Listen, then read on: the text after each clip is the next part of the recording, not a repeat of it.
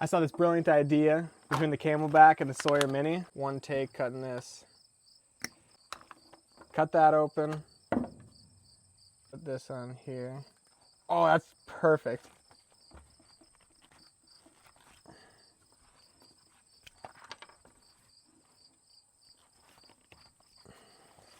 So now what we've got, flow of water going this way.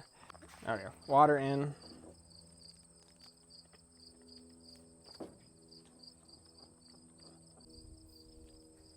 It's working. I do want to test it with one more thing because I want to use it for cooking also. And if I take away the cooking feature, that's not good. So let's try squeezing this. Yo! That's brilliant.